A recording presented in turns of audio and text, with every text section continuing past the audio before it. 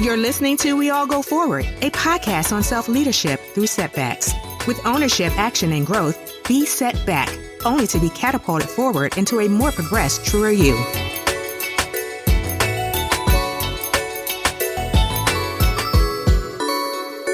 Hey, y'all, and welcome back. I was doing my silly little bob to the music. Y'all be jamming? Do y'all jam to the intro song? I do. It's very awkward, but I do it anyway. But hi, did you miss me in my Barnell Hill voice? Okay, all right. Don't worry, I'm not gonna sing like Barnell Hill because I can't.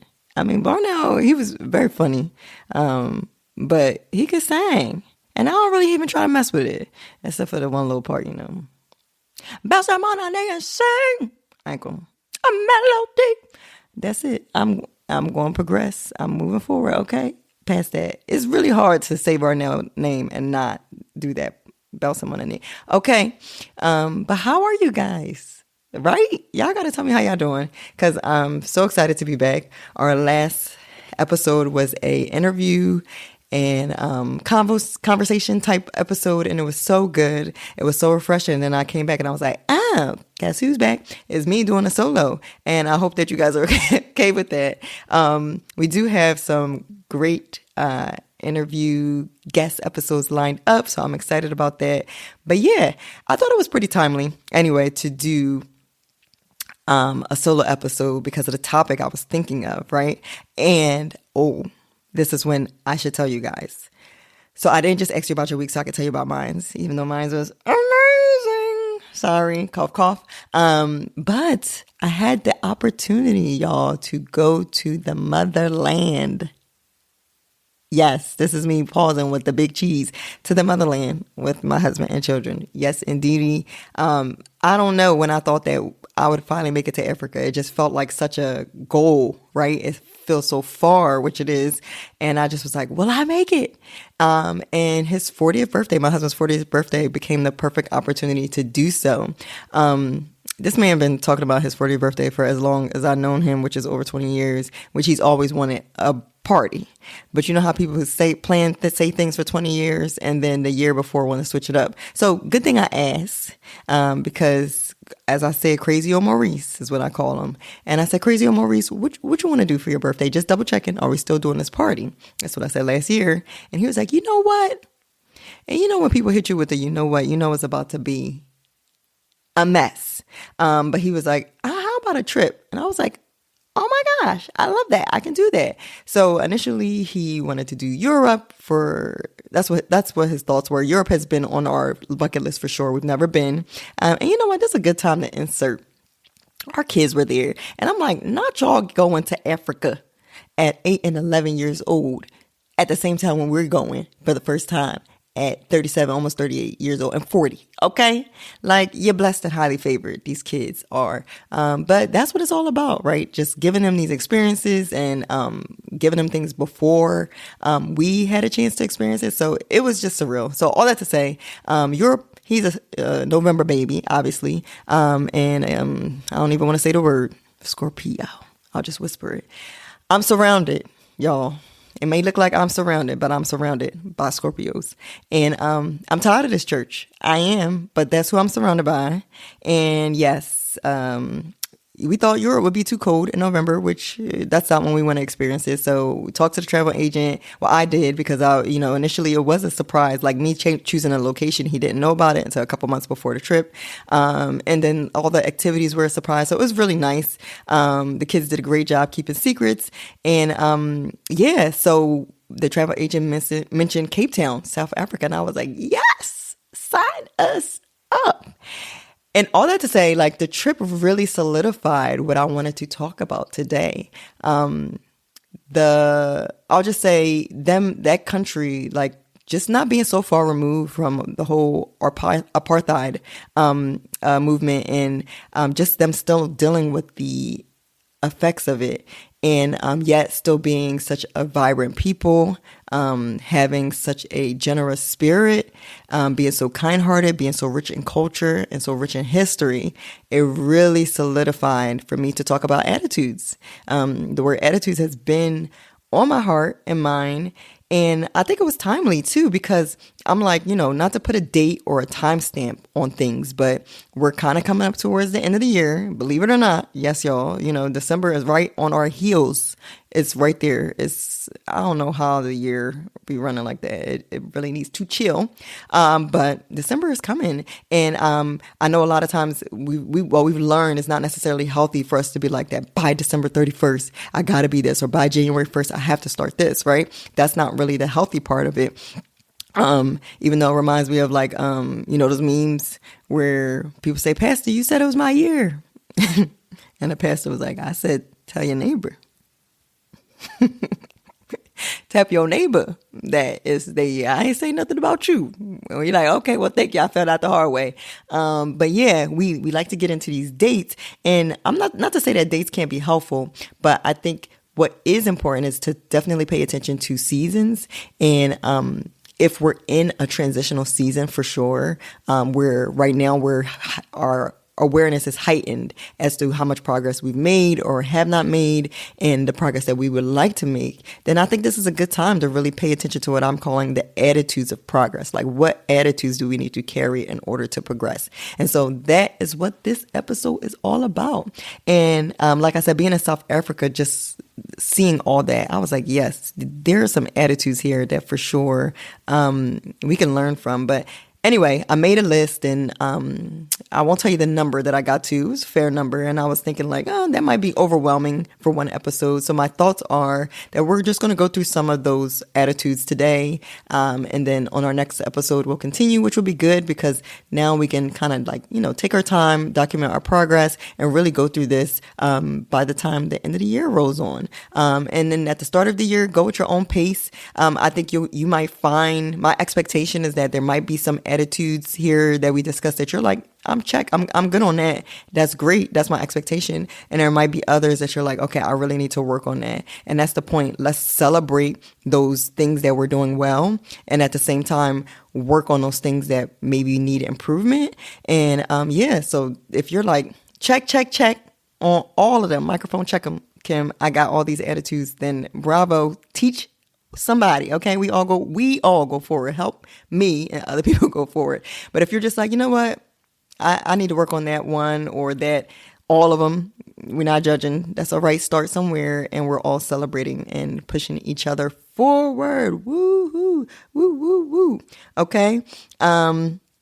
Yes, that's where we are. And so I guess first we would define attitude briefly. Attitude is defined as a settled way of thinking or feeling. I really love that word, settled. A settled way of thinking or feeling about something, about someone. But what's most important is that it's typically reflected in our behavior. And I think that's spot on, because when we think of people's attitudes, right, we all know if somebody has a bad attitude, if they have a good attitude, a negative one, a positive one, we feel that, right? Because the attitude is almost like, it's like someone's presence. It's like your personhood is what's in the room, is what I'm faced with, right? When you're there. And that makes a lot of sense, because in that moment or in that season or in reality, that your attitude is who you are. And that makes sense because it's based off of a settled way of thinking or feeling. Like, where have you settled? Where have you landed in your mindset? And you're exuding that now. You're manifesting that in your presence and what we all get. And so we know that weight of being in the same presence of someone with a bad attitude. And at the same time, let that person do the work and improve, or let them wake up on the right side of bed. I don't know which one it is. And you're like, whoa. All right, snap it to a Slim Jim. Maybe that's all you needed. You were hungry, or a Snickers, but you feel the lightness. And so, that's what we're thinking about when we're talking about attitude. And so what are those ways of thinking that we need to adopt in order to progress? So you ready? You ready? Okay. I think it's going to be good, in my opinion. Okay. That got me thinking of Blossom, in my opinion, nation. I don't know why I like that song so much. I'm going to move on, okay? As I tell y'all, I'll be in a room by myself. And so the brain be braining, and I say opinion, and I immediately, it's not the first time I've done this, just in front of y'all, but immediately I go, in my opinion, nation, the sun is gonna surely shine. Whoa, right? Wasn't that the same? That was the same. I think Joey, right? And Blossom, I love the little hat, little nose. Anyway, let's get into it. Attitudes of progress. So the first type of attitude that I think we need for progress is an attitude of intentionality. Why? Well, we've talked a lot about how progress is primarily based upon, like, if you're going to progress, it's going to be primarily based upon what's within you, internal factors. And we've definitely made the case in this podcast that there are secondary factors that are just as important, right? Like your progress is going to depend as well on your environment. It's going to depend as well on your relationships. It's going to depend as well on your opportunities, just as much as it depends on things within you, right? Like your mindset. And in this case, like your attitude. But the reason why I say primarily is because if you have all those secondary things, right? You have the right opportunity, you have the right relationship, you have the right environment. But if your attitude ain't it, your likelihood of failure increases greatly. Like, I know we use a lot of the seed and planting examples when we talk about environment particularly, but it's important because think about it, like when you have an environment, like you could say, okay, well, Kim, you're saying primarily what's in the seed is what determines whether or not it'll be a tree or a plant. Yes, but you're saying, okay, but it also depends on where it's planted, the environment. Absolutely. But let's say you have the environment, but yet you don't have the right attitude, right, to cultivate what it is that you're growing. So now within the environment, like we talked about, you're going to have adversity. You're going to have obstacles. There's going to be weather. There's going to be animals. There are going to be different factors that try to counter or impact what it is that you're trying to grow.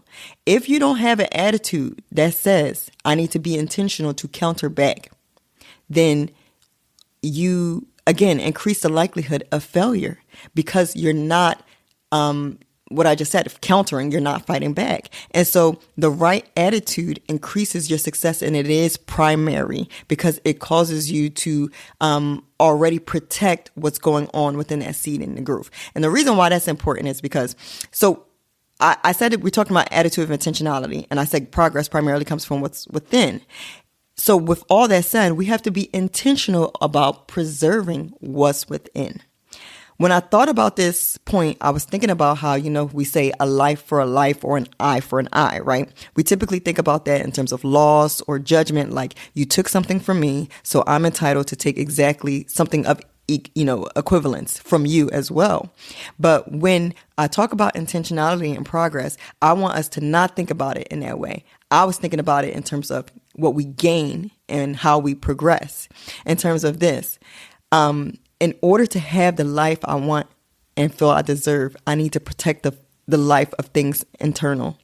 And that's the life for a life. I'm giving life. I'm protecting the life of my dreams. I'm protecting the life of my goals. I'm protecting the life of my hopes. I'm protecting the life of words and affirmations I speak to myself and over myself or others have spoken to me that I trust in order to reap the life that I want. And the reason why this is important is because bad attitudes, bad words can kill, depending on what state we are and where we are in life. Nothing can kill a dream and a hope faster than somebody's bad attitude and bad word. I mean, we've all seen it. A lot of us have experienced it, where you feel so hopeful about something, like especially within childhood, you feel like I can conquer the world, right? And then somebody just, because of what's been limited for them, because of what's been unattainable for them, because of their mindset, they've now exuded this presence, right? This attitude of, you can't do that. And I remember I heard someone speaking, I forget, and they were talking about how they said that this was a goal of theirs, and a family member said, you can't do that. And their parent, the person said they would always remember and thank their father for this. Their father immediately said, check the family member and said, don't ever tell my child what they can and cannot do. Just because something's not possible for you, just because you couldn't do it, doesn't mean they can't. And honestly, that got me hyped because that's how I feel about my children's life. And we got to feel like that about our lives. Like the life of the things within. And so that's what this whole attitude of intentionality is about. If somebody's bad attitude can kill it, you need to be intentional about fighting back.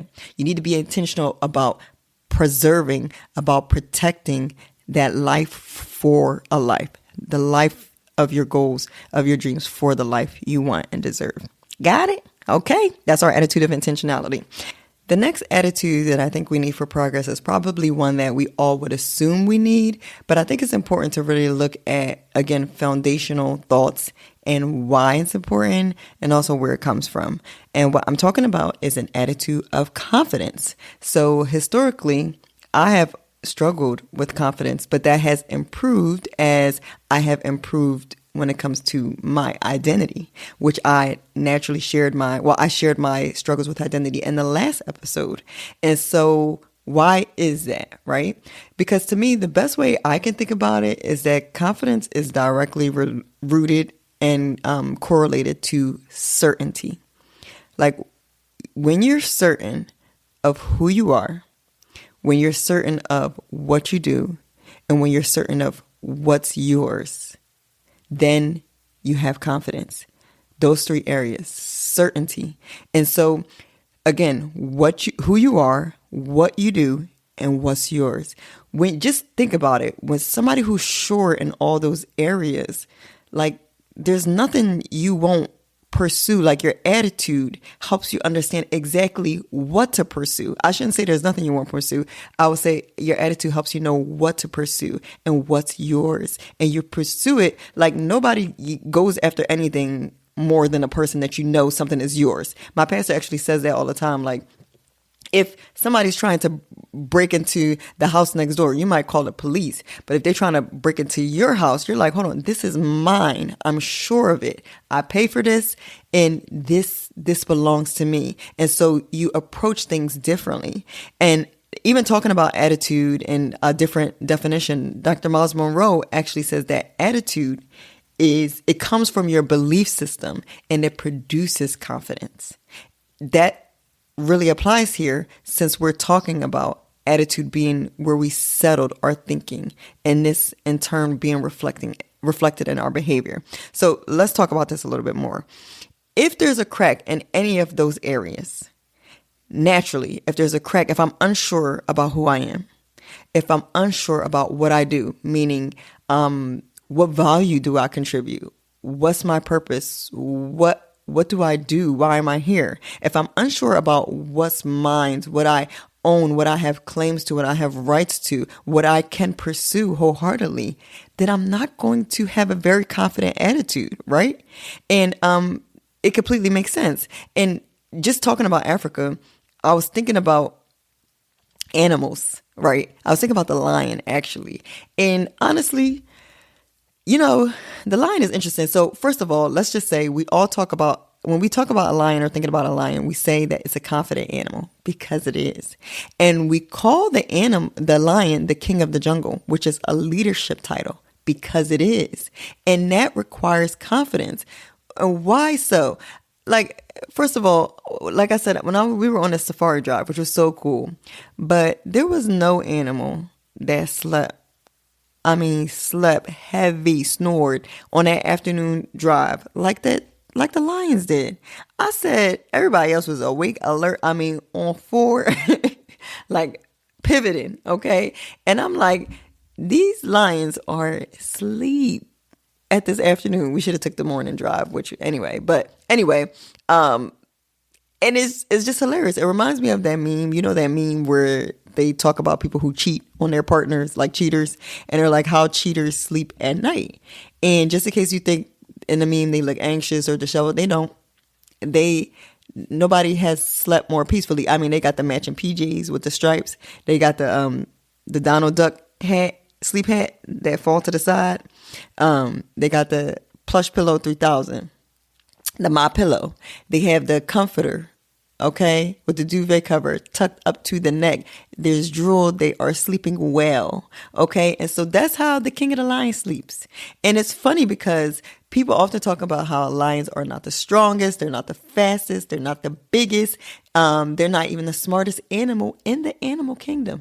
in the safari, in the jungle, however you want to think about it. Yet they sleep peaceful. They're not worried about anybody attacking them. And talking about attitude being what your presence and what people are faced with, like your personhood, everybody else believes it too. Like the animal that's bigger than or faster than a lion, they completely believe, yeah, you can get me. I'm convinced you're good. You made your claim. And that is attitude. That is confidence. And so when you see that a lion has this confidence while asleep, I mean, any other animal, they busy camoing, they camouflaging, they bobbing and weaving. Nobody else is getting the sleep that the lion is getting. Okay? That's all I'm going to say. But my point is that people talk about how when a lion, even as small as it is in comparison to a giraffe who is all the way up in the trees, or an elephant that's this huge animal, it doesn't see that as a big obstacle. And of course, you guys know I'm going somewhere and correlating this. It sees that as my next meal. I can eat this. I can chew on this. I can break this down. I can conquer this. And so that is an attitude of confidence that we have to learn from. And so what I would just say is that just everything I said before when it came to the identity, listen to episode 4. And from there, hopefully you can start to formulate some foundational thoughts on who you are. Because it's all connected, as we said in that episode, which was what I have is going to be derived directly from what I do. And what I do is going to be derived directly from, ideally, as it should be, from who I am. And so if you think about on just using an example, if who I am is I'm loved, I see myself as loved, right? I see myself as worthy of it. And I know I am. Like, I'm imperfect, but I'm loved. I make mistakes, but I'm loved. I try and I fail, but I'm loved. If that's who I am, then what I do will be things that a person who's loved deserves and merits. I'm not going to do things that end in my abuse. You get what I'm saying? I'm not going to do things that end in my manipulation. And then what I see as mine will be things that someone who's loved deserves. And so we could think about it in the same way in terms of progress and self-leadership, that when we're confident in who we are, and if who we are is someone who progresses, first of all, we're not talking about performance-based. If who we are is someone who's capable, we talked about our capabilities and how that makes us unique. We're just capable of progressing, just that alone. Then what I will do things that will end in my progress. And not just do things, I'll see myself deserving of it, because isn't that part of it too? Like the lion there's not an animal that the lion don't feel like they deserve to eat. So you have to see it as there's not an area of progress that I don't deserve to have financially, spiritually, relationally, emotionally, mentally, physically. I deserve it. You deserve. Okay, I'm not going. It was a clear opening, guys, but I deserve it. And so I'm going to move like someone who's deserving of progress. And what will be mine will be all the things that cushion me and embrace me with and cause me to become this progressed individual who I'm happy with. And so that's what an attitude of confidence looks like. And just because what I want to say here too, when it comes to the attitude of confidence, we have to be okay with confident people. Like there should not be a cap or a lid on how much confidence somebody should have. Be confident, because confidence in essence should be a healthy thing, is a healthy thing. So confidence, there's a green light for confidence, y'all. What I think happens is that one, we can get intimidated, which that's a us issue. And if that's not the case, and maybe you're on the other side, sometimes what we have to be cautious of, if we're the person that we feel like I'm confident, just make sure we're not conflating confidence with cockiness, or make sure that in our confidence, we're not getting overly confident and doing things prematurely. And I'm not trying to lower the confidence aspect. That's why I'm saying confidence is a go. But I really want to put this part in here because as I've said on numerous episodes, a lot of times we think we're using words, but we're not really paying attention to what they are and what they mean. And so I think it's important to say here, because with confidence, there's the truth that we can handle all that we've been given to handle because it's in us to handle. Again, using the lion as an example, the lion can handle taking down an elephant if it needs to, or a giraffe, because it's within the line. If you would have asked me to take down a giraffe, I don't know where to start, but a lion does, because it's been trained and it knows how, and it has the experience on how to bite and claw down and chomp down, and it knows how to attack, and it's trained in this way. And so we have to look at the fact that, like I talk about capabilities and abilities and intelligences, we can handle those obstacles. We can handle the adversities that we're faced with an attitude of confidence, because it's in us to handle it. It's in us because those areas of adversity, again, will fine tune us. They will shape us. They will position us to be a more evolved, more better person. And if you're thinking right now, well, what if life throws me something I can't handle? Like everything, like that could be an unhealthy way, Kim, to think that everything that's brought to me in life is something that I should or could handle. 100%, I agree with you, but not in terms of like what falls under, like what you're capable and competent of. This, let me make sure I say this clearly. Meaning is, sometimes in life, you're 100% right. There are going to be people who try to get us to deal with things that we should not be handling it just because we're confident, right? And so we have to be, if we have a healthy sense of confidence, we have to make sure that we're only addressing those things that we have.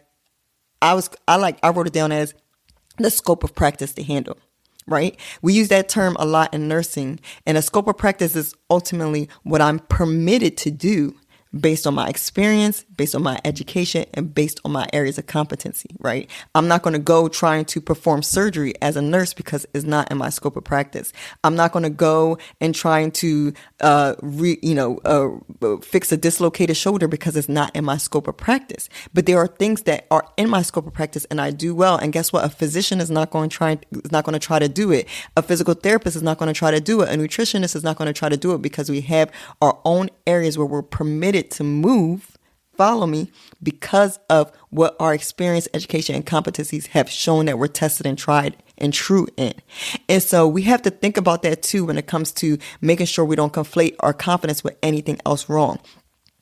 If someone's trying to handle you, give you something that you feel like, should I be handling it? What's a good indicator that I'm only approaching things that I should be? Does it fall within your scope of practice? Like, a baby lion is not going to go trying to take down a giraffe, because that baby lion is in the process, is not trained yet, is not competent yet, is not experienced yet. And so it understands I'm not permitted to do this yet. And we have to understand that for ourselves too, and pay attention to our experiences. Where have we been tested? Where have we been tried and true? But in the same way, there might be things that you completely have the resume for, but people might still try to hand you things that you don't. Just because you can do it doesn't mean you should do it. Just because you can do it doesn't mean you're permitted to do it, because is it helpful? Is it beneficial? Is it fruitful for you and your progress? And that's the way you have to think about it too. So that way we're not, again, that's that overly zealous part that we got to be cautious of. Because just like, again, a lion that's very capable, if that lion is trying to take down a large animal and it's not happening that day, guess what? It'll be like, all right, on to the next. And another thing that lions do that I like, they hunt in groups, which is a whole nother aspect of confidence, because what it says is I'm not afraid to partner with somebody that's just as good, if not better than me. And if anything, that doesn't diminish my abilities. That's a confident individual. And they can typically tackle bigger things like that. And if they don't because not maybe trying to tackle this crazy elephant that's real violent and bad about it today is going to end in my death. So I'm going to walk away. And so we have to pay attention to those areas that, one, like I said, we're not ready to handle, and it don't fall within our scope of practice. But even when it does, is it beneficial? And I think that will help us, just keep in line what is an attitude of confidence versus other things that can try to mirror or look like confidence when it's not. Hope that makes sense. Okay, so our next attitude that we need is an attitude of expectation. And this one is very straightforward, because you know what? We're talking about belief systems, right? Actually, coming off of the confidence, Dr. Miles Monroe, he defines attitude as It comes from your belief system and it produces confidence. So belief is a source of confidence. And so we've already said that. So I just wanted to take that belief system aspect, and we've already said that attitudes are settled, is a settled way of thinking. And so if you think about that, then you can't have expectation really without belief. That's what expectation is. I remember I did a post, like I said, I have 5 tips to go forward in life. And one of my tips is rooted in belief. And I kind of wrote this breakdown as to why belief is important and what it is and what it's not. And something that I was able to incorporate into that step was a definition that Myron Golden, he uses. And he says that faith and doubt are both belief. I want you guys to really hear this, because when I processed this, I was like, Like, we often try to think of faith only as belief, but doubt is belief too. One is a belief in a desire that's rooted in a desired outcome, is what I want to happen. But the other is still belief, is just belief in what you don't desire. So when you're like exerting a lot of energy and you're putting a lot of energy into like believing that an undesirable thing is going to happen. Ding, ding, ding sounds very familiar, because I define setbacks as undesirable, unexpected outcomes. See that, like those connections? I love that. But if you're putting your belief rooted in a setback, your belief is rooted in the fact that things go wrong for me. This is going to go wrong. I don't know about you guys, but I'm guilty of babying and nurturing and feeding that type of mindset. Then guess what? You are believing wholeheartedly, but that belief is just doubt. Because you're doubting everything that you want to happen, and you're feeding instead the belief of what you don't want to happen. And that is expectation. We have to have an attitude of a helpful and positive expectation. We have to be putting our belief into the things that we desire to happen. And that makes me think about a book that I mentioned on the last episode, which was by John Acuff, which was the book Soundtracks. And actually that was one of the first audiobooks that I listened to, because he's very witty and funny, and I think he just did a great job narrating the book. Dry humor, I was cracking up, but it was just really well done. But like I mentioned in the last episode, but if you're tuning in here, it's about the soundtracks, the subliminal messages that we tell ourselves. Somehow we take on these messages, whether it's through a trauma or a setback, whatever it is in life, and we play these messages in our subconscious over and over and over again, to the point that it becomes the soundtrack of our life. And so now when we want to have a growth mindset, we're rigid, because this soundtrack is playing over and over again. And so now we have to be intentional about turning the volume down on that soundtrack and replacing it with a new soundtrack that we have to repeat over and over again, because it takes time and it takes repetition and it takes effort. And so one of the soundtracks that he would say, and I adopted, was everything is always working out for me.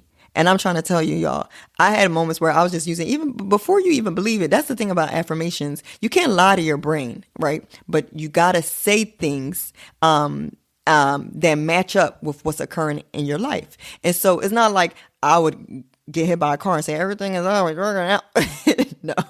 No, that's not what I was doing. But I remember like it was yesterday, found a parking spot. Everything is always working out for me. And my husband, he was cracking up, because I would just say Rojo, like the guy was saying it. Like, I'll get out and PPA machine is broken, so my parking is free. Everything is always working out for me. Wow, look at God. Anything, the smallest, the biggest things that would happen, and I would say intentionally, everything is always working out for me. What I noticed is that there was a shift in my mood, in my attitude, guys. By the end of the day, my joy levels were high, because the thing is, if you start to label every good thing, every positive thing as everything good is always happening to me, or things are always working out for me, then you begin to now quantify positive things. And now as a result, your brain is not keeping track of, oh yeah, that one was about parking. No, your brain is keeping track of the fact that you said everything is always working out for me about 50 times today. So now I got big expectations. You get what I'm saying? I've set a tone now in my brain that everything is always working out for me. And so, yes, will there be things that go negative? Absolutely. However, now in your brain, the number, if I'm at number 75 of everything's working out for me, and now I had about 5, maybe even 10 things that have it, I'm winning. It's going to counter the negative occurrences and frequency. And that's what you want. And, of course you're going to have some days. Let's not pretend that you're going to really feel like, okay, that's enough. Cause it come to think about it. That might've been, I'm just going to be honest. That might've been the reason why I stopped saying that. Cause remember I said, I used to say this and I stopped. Perhaps I might've stopped saying everything is always working out for me. Cause I might've had a day. I feel like I had a day, y'all, where, I started out with life. You got to move quicker than that. Everything is always working out. Pat. And, in Creole, we say, life gave me a sabal. Okay. It gave me a blow, a pat, a smickety smack. And I said, okay, all right, well, you got me there. It's all right. Everything is always working out. Pat. And I said, oh, okay. Oh, well, watch it now. You got me on the eyebrow, just a little cut. But everything is all pat. Oh, go. Okay. It's 1 tooth. I see what you did there. Okay. I see you knocked my tooth out today. But everything is up. Yo, I think by the end of the day, I think I was defeated. And I might have been on everything. I like, a lisp or a busted lip. This is metaphorical, okay, guys? But I remember precisely life went in. And I said, okay, everything's not working out for me. I think I had a breakdown. And but I'm gonna get back to it. I'm not telling you that so you cannot say that phrase. It was very helpful and very beneficial. I think just at that time, truth is I'm tired. I might have been on that tip. And I was tired of this church, okay? So but I'm back. Guess who's back? Back again. Okay. Next attitude that we need. We're gonna do a couple more. An attitude of leadership. Naturally, guys, this podcast is about leadership. So, of course, we're going to need to have an attitude of leadership. What I want to say here is that we're talking about self-leadership, right? And I was thinking in this area that sometimes people could think that they're linking up with us, right? In a way that's a favor to us or in a way that's mutually beneficial for the both of us, right? Meaning sometimes people think I'm linking up with you as someone I hired. That's it. You're a hired person for me. Sometimes people think I'm linking up with you as a coworker. I'm linking up with you as someone that I brought on as a volunteer. I'm linking up with you even, guess what? As a husband and wife. And again, these are areas that I feel like I'm either doing you a favor or this is mutually beneficial for us. Like it's just as good for you as it is for me. That's that. You scratch my back, I scratch yours. And yet, without them realizing it, you can end up being a solution that they never thought they needed. You can end up being the hack, the comfort, the peace for them in situations that elevation is inevitable. Like in work, like you could think of somebody think, oh, this is somebody I hired, and you end up turning because of the way you lead yourself, because of the way that you lead your attitude, because of you doing what you do so well out of who you are. You end up bringing so much comfort and peace and change to that workplace that they're like, dang, I needed you. Now, what I thought, well, I was doing you a favor, you're a favor for me. That's what I want for us in this attitude of leadership. And so now promotion, I just need to promote you, is inevitable because you're somebody I can't live without. And even if you're thinking about, well, I don't get a promotion in marriage or in a relationship, yes, you can be elevated in the sight of your partner. Isn't that what our goal should be? My pastor often says, I want those who know me best to respect me the most. And I think that's I've adopted that as such a life goal, that if those who know me respect me the most, if those who know me feel like they're getting the long end of the stick, if those who know me feel like I'm their hack, I'm their comfort, I'm a solution for them, that they feel like, even though they're like, okay, Kim think this is mutually beneficial, but actually I'm winning, then come on, y'all. All right. That's the attitude of leadership. Next attitude that we can benefit from in order for progress is an attitude of shared legacy. The word shared was really important here because it really came down to being great together. And this is what I mean by this attitude. We have to adopt the attitude that what we do extends beyond us. It extends beyond this moment. It extends beyond even this time period, right? And we have to think, how much better would we do things? How much better will we approach things if we kept in mind that I'm not the only one that would benefit, right? My attitude literally impacts those who come after me. My attitude that's enough for a lot of us just to stop right there. If you think about the fact that your attitude it impacts your children. It impacts what their life will look like. How you approach things now, it impacts their life. But it also impacts your finances. It impacts your legacy. It impacts a lot of things. Your attitude, an attitude of sheer legacy, recognizes that this thing of attitude, it has branches. It reaches. Meaning, if we're talking about progress, then we have to understand that, and we talked about the fact that we're imperfect, meaning there will always be places to improve forever until we leave this earth. That means that sometimes we get to a place where we might get a strategy, and what about if we're 70 or 80 years old? Do we not implement it? Or we might have a strategy, or maybe we've always had a strategy from when we are young, right? And yet you never had the resources till this season in life. But because if you feel like your time is coming to an end, do you just hold it for yourself? And so what this attitude says is, it looks at the fact that, like, you know how some trees, like, you plant it now, but you really won't see the fruit until a later time. So, for example, if I'm 80 and I plant a tree, and I'm talking about, let's say I have a strategy, I plan a strategy, I invest in an area, I do something. I might not see, like, for lemon trees, you won't see a lemon for another 2 years. For an avocado tree or a fig tree, you might not see it for 10 years. And so the thought process is, there are things that I should do, or I can do, or I have to do that I might never see the progress of it. But do I still do it? And the answer is yes, when you have this type of attitude. You have to have the attitude of, if I don't plant, others don't eat.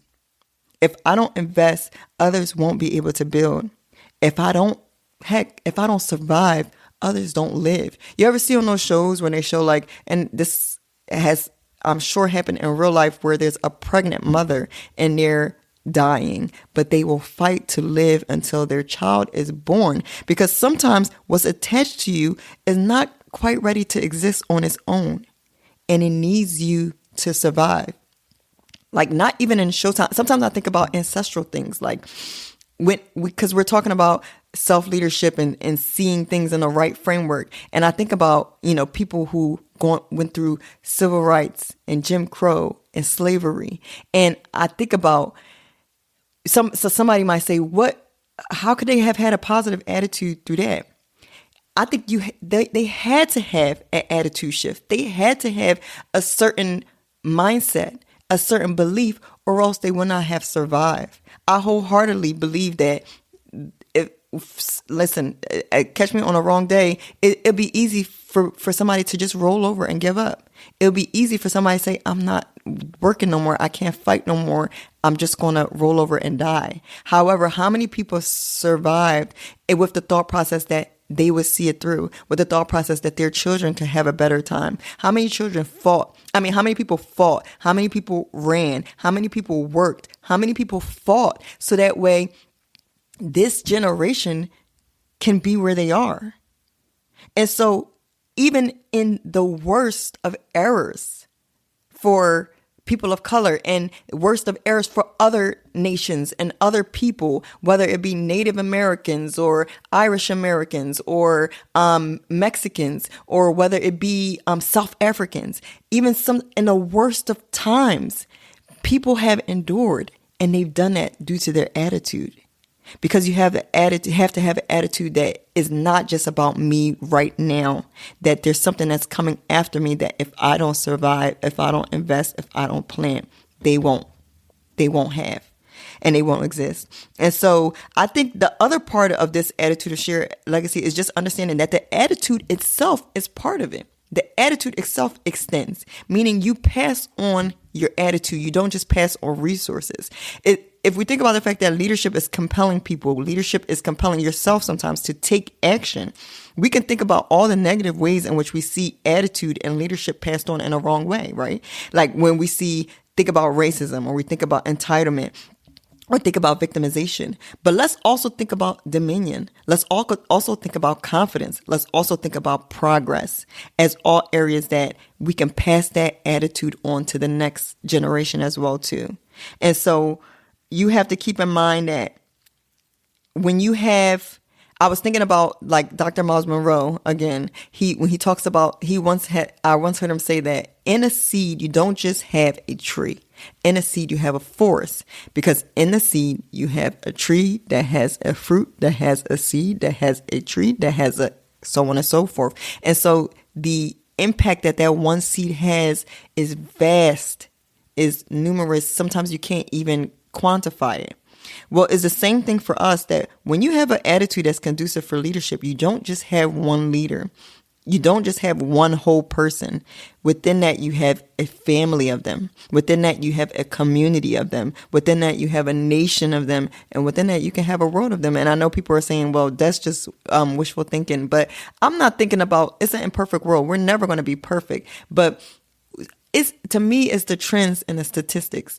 Our trend right now, a lot of times when we hear, just being an American, human trafficking, sex trafficking, just dark stuff of abuse and dark stuff of just cheating and people impoverished and drug addiction. It feels like it's the trend. Statistically, if we can just keep in mind that when we are having the right attitude, that within us is a nation of people that can have the right attitude, it can just shift. I want to see the day that we could say majority, nope, violence is not the majority here, the majority trend. Prison is not the majority trend here. Abuse is not the majority trend here. Rape is not the majority trend here. Single parenthood is not the majority trend here. Broken homes are not the majority trend. And so that's how we get there with that attitude of shared legacy. And so I think that this is where I'll stop. That's about close to half of our tips, and not tips. That's about close to half of the attitudes of progress that we need to have. And yeah, I hope you guys have enjoyed this. I want you to chew on this. I know I will be as well too, re-listening, so that way we can just take on the right mindset and belief systems that push us towards progress.